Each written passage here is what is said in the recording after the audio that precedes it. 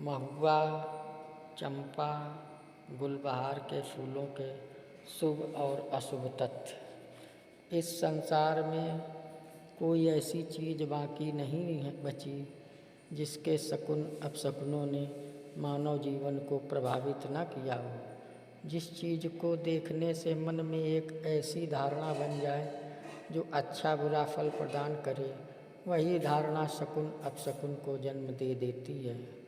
चाहे वो कोई फल हो, सब्जी हो, फूल हो, पत्ती हो या फिर कोई वृक्ष, सभी से जुड़े हैं ये शकुन अपशकुन।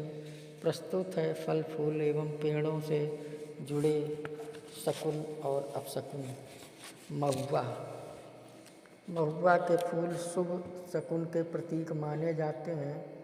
इस संबंध में लोगों की धारणा है कि इस वृक्ष पर जब भी अधिक फूल उगते हैं तो देश में अनाज की पैदावार अधिक होती है, विशेषकर गेहूं की।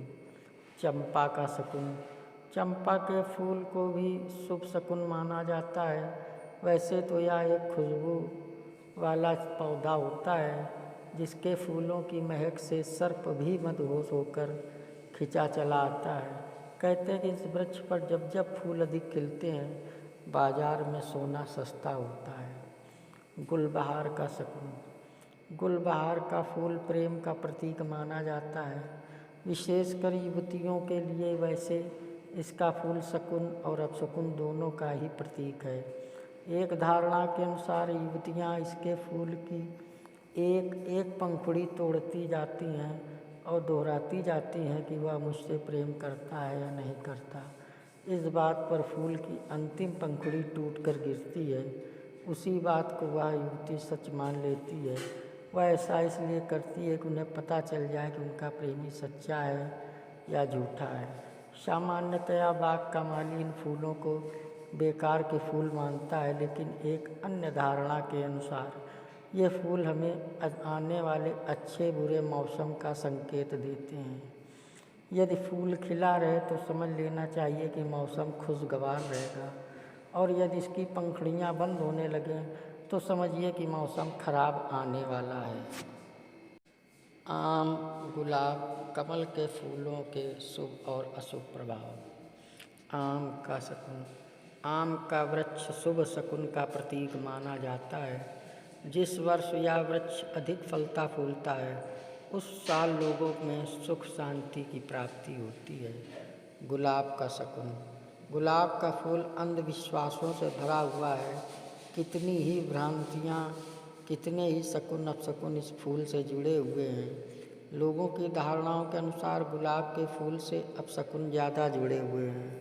कहते हैं कि यदि किसी के हाथ में गुलाब का फूल हो, उसकी सारी पत्तियां अपने आप झड़ जाएं, केवल डंठल हाथ में रह जाए, तो उस व्यक्ति की निकट भविष्य में ही मृत्यु हो जाती है, क्योंकि गुलाब की पत्तियों का जमीन पर बिखरना अशुभ माना जाता है। एक अन्य धारणा के अनुसार यदि गुलाब पतझड़ के मौसम में भी खिल उठे तो वह किसी बड़े संकट के आने का संकेत देता है।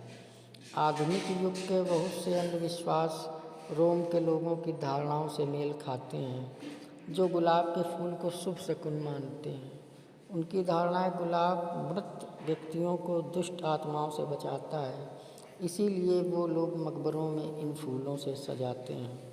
गुलाब के फूल केवल संकट की स्थिति ही नहीं दर्शाते, बल्कि प्रेम की अभिव्यक्ति भी इसी फूल के आदान प्रदान होती है। जन्मदिन के तोहफों में भी शुभकामनाओं के प्रतीक के रूप में यही फूल पेश किया जाता है। एक अन्य धारणा के अनुसार गुलाब के फूलों की खुशबू ऊपरी बाधाओं से व्यक्ति को बचाती है। कमल का शकुन, कमल का फूल शुभ शकुन का प्रतीक माना जाता है, विशेष तौर पर ब्राह्मणों के लिए। कहते हैं कि जिस समय कमल अधिक पैदा हो और ज़्यादा खिले तो उस काल में ब्राह्मणों को अधिक सम्मान प्राप्त होता है।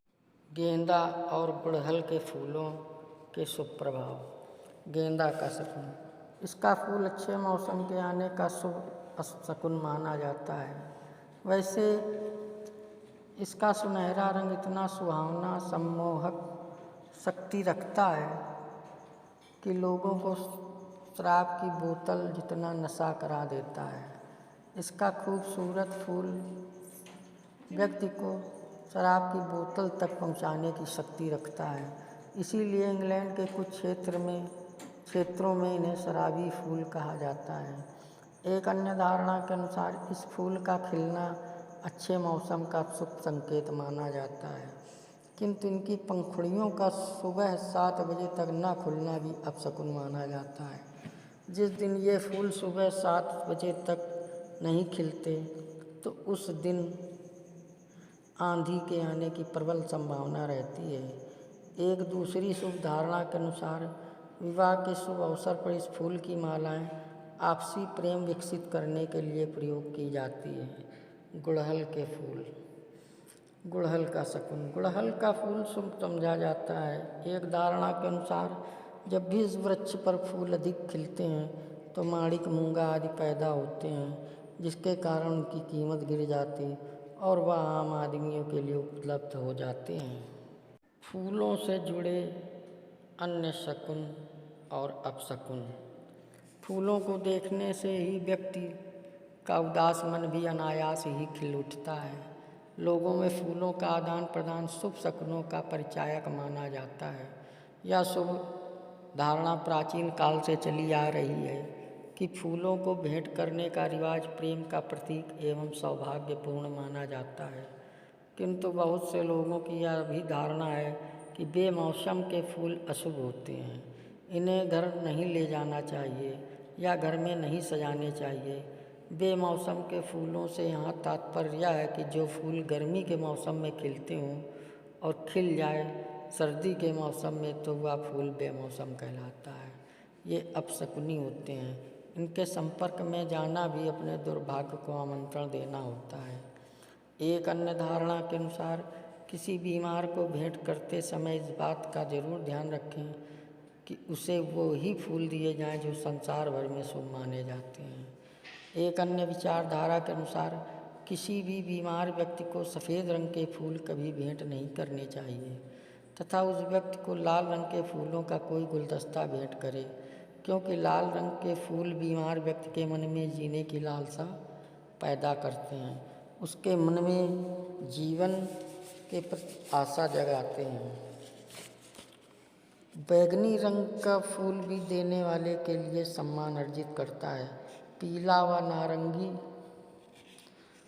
रंग सूर्य के रंग माने जाते हैं, इसलिए किसी को भी प्रसन्न कर सकते हैं।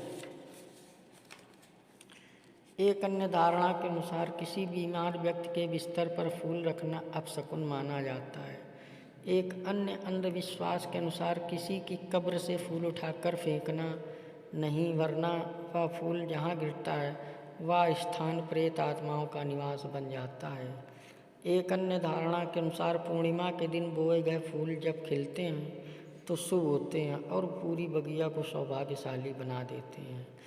एक अन्य धारणा के अनुसार जिस व्यक्ति का जन्म जिस रंग के फूल के खिलने के काल में होता है वह फूल उस व्यक्ति के लिए शुभ होता है। इंग्लैंड की एक प्रचलित मान्यता है के अनुसार जो फूल उसकी कल्पना में आए हैं और जो उनकी सुगंध उस व्यक्ति को यथार्थ में महसूस हो तो यह उसकी मृत्यु का संकेत होता है। आपको हमारा वीडियो कैसा लगता है कमेंट्स में बताएं। सब्सक्राइब करें, लाइक करें, शेयर करें। नमस्कार।